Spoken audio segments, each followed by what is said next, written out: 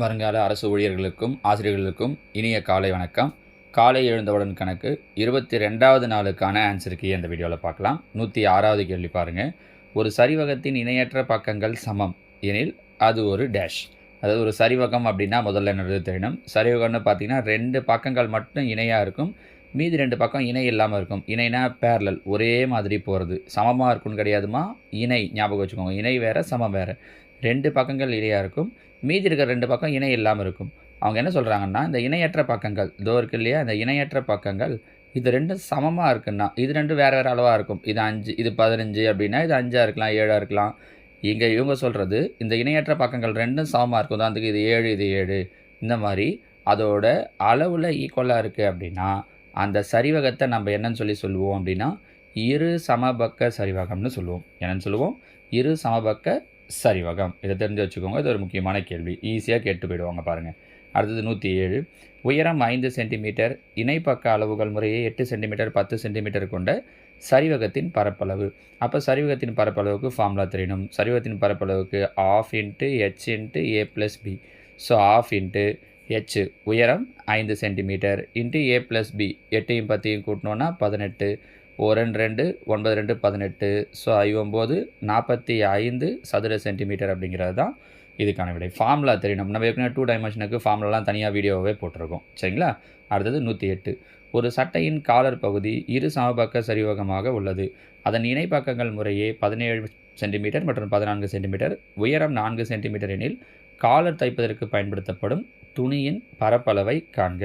இரு சமபக்க சரிவகனாலும் நமக்கான ஃபார்முலா அதுவே தான். இது ½ × h × a + b. அப்போ ½ × h பாருங்கள், உயரம் எவ்வளோ சொல்லியிருக்காங்க, 4 × a + b, 17 ஒரு 14 கூட்டணும் அப்படின்னா 31, 1 2 2 4, 2யும் 32யும் பெருக்கணுன்னா 62 சதுர மீட்டர்னு ஒரு ஆப்ஷன் இருக்குது, 62 சதுர சென்டிமீட்டர்னு ஒரு ஆப்ஷன் இருக்குது பாருங்கள். நமக்கு ஆன்சர் 62 தான் வருது, 31 2யும் பெருக்குனா.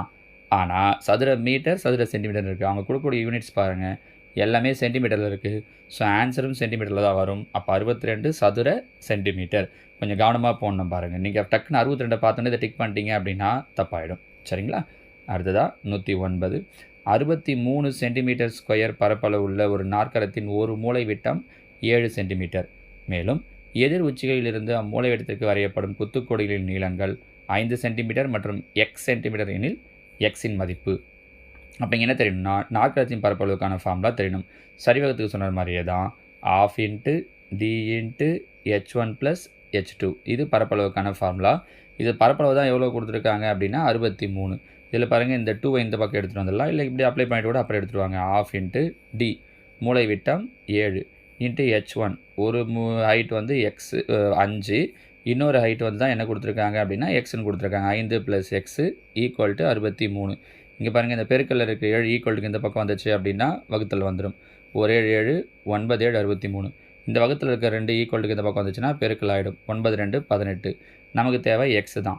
அப்போ இந்த +5 இந்த பக்கம் வந்துருச்சுன்னா 9 2 18 -5, 18ல் 5 போயிடுச்சு அப்படின்னா 13 சென்டிமீட்டர் அப்படிங்கிறது தான் அப்போ எக்ஸோட வேல்யூ. இது இருக்குது பாருங்கள், ஆப்ஷன் டி தான் இந்த கேள்விக்கு உண்டான சரியான விடை. 110. இந்த கேள்வியில் ஒரு சின்ன மிஸ்டேக் இருக்குமா, கொஷினை மாற்றிக்கோங்க. நான் உங்களுக்கு பிடிஎஃபாக தரும்போது இதை கரெக்டாக மாற்றி தந்துக்கிறேன். ஏன்னா ஒன்றும் இல்லை, ஒரு நாற்கரத்தின் நீளம் 20 சென்டிமீட்டர், எதிர் செங்குத்து உயரங்கள் 7 சென்டிமீட்டர், 10 சென்டிமீட்டர் இப்படின்னு ஒரு வார்த்தையை சேர்த்துருங்க. ஏன்னா செங்குத்துடைய உயரங்கள் 2 கொடுக்கணும். இங்கே நம்ம டைப் பண்ணும்போது ஒன்று தான் இருக்குது, இன்னொன்று மிஸ் ஆகிட்டு இருக்குது. 7 சென்டிமீட்டர், 10 சென்டிமீட்டர் மாற்றிக்கோங்க. எனில் அந்த நாற்கரத்தின் பரப்பளவு கேட்டிருக்காங்க. இப்போ தான் சொன்னோம், ½ × d × h1 + h2 அப்படிங்கிறது தான் பரப்பளவுக்கான ஃபார்முலா. ½ × d 20, h1 + h2, 7 ஒரு 10, 10 7யும் கூட்டினோன்னா 17, 1 2 2 20. ஸோ 10யும் 17யும் பெருக்கிறோன்னா 170 சென்டிமீட்டர் ஸ்கொயர் அப்படிங்கிறது தான் இந்த கேள்விக்கு உண்டான சரியான விடை, சரிங்களா? ஸோ இதில் 7 கூட 10ங்கிற நம்பரை சேர்த்துக்கோங்க, அப்போ தான் போட முடியும். ஏன்னா அந்த நாற்கரத்துடைய வடிவம் நம்ம அந்த பரப்பளவுக்கான ஃபார்முலா சொல்லும்போது அந்த இடத்துல சொல்லியிருப்போம். பார்த்தீங்கன்னா இப்படி ஒரு நாற்கரம் இருக்குது அப்படின்னா இதான் நாற்கரம்னு வச்சுக்கோங்களேன். இப்படி இருக்குன்னா இந்த மூலை விட்டத்தை ஜாயின் பண்ணணும். 2 மூலை விட்டத்தை ஜாயின் பண்ணிவிட்டு இந்த ஆப்போசிட் சைட்லேருந்து வரக்கூடிய 2 செங்குத்தோட உயரங்கள் தெரியணும். நமக்கு இங்கே ஃபார்முலா வர்றது இதுதான், இந்த மூலை விட்டம், இந்த 2 செங்குத்தோட நீளங்கள். இது கொடுத்தா தான் நம்ம பரப்பளவு கண்டுபிடிக்க முடியும், சரிங்களா? ஓகே. அப்போது அடுத்ததாக இன்றைக்கான கேள்வி நாள் 23க்கான கொஷின்ஸ். 111. உள்ளீடற்ற அரைக்கோளத்தின் மொத்த புறப்பரப்பு. இது டைரெக்டான ஃபார்முலா தான். ஒரு முறை டிஎன்பிஎஸ்சியில் இந்த ஃபார்முலாவை அப்படியே கேட்டிருக்காங்க. சரிங்களா? ஃபார்முலா அப்ளை பண்ணுறதுலாம் எதுவுமே இல்லை. ஃபார்முலா தெரிஞ்சால் ஆன்சர் பண்ணலாம் பாருங்கள். சரிங்களா? ஃபார்முலா கண்டிப்பாக தெரிஞ்சிருக்கணும். 112 7 சென்டிமீட்டர் ஆரமும் 24 சென்டிமீட்டர் உயரமும் உடைய கூம்பின் வலைபரப்பு. கூம்புடைய வலைபரப்பு வச்சு கேட்டிருக்கோம். அப்போ கூம்பின் வலைபரப்புக்கு ஃபார்முலா தெரியணும். அது தெரிஞ்சு அப்ளை பண்ணணும். அதுக்கு முன்னாடி இதில் எல் கண்டுபிடிக்கணும். கண்டுபிடிச்சிட்டு கொண்டு வந்து அப்ளை பண்ணணும். சரிங்களா? எல் எப்படி கண்டுபிடிக்கிறதுன்றதுலாம் நம்ம 3 டைமென்ஷன் ஃபிகருக்கான ஃபார்முலாஸ் போட்டிருக்கோம் இல்லையா? அதில் சொல்லியிருக்கேன் பாருங்கள். 113 154 மீட்டர் ஸ்கொயரை புறப்பரப்பாக கொண்ட கோளத்தின் விட்டம். கோளத்தோட விட்டம் கண்டுபிடிக்க சொல்கிறாங்க. அதனுடைய புறப்பரப்பு கொடுத்துருக்காங்க. 114 அரைக்கோள வடிவிலான ஒரு பொருளின் அடிப்பக்க பரப்பு 1386 சதுர சென்டிமீட்டர் எனில் அதன் மொத்த புறப்பரப்பு அரைக்கோள வடிவத்தில். சரியா? அடுத்தது 115 பின்வருவனற்றுள் எது அதிக கன அளவு உடையது?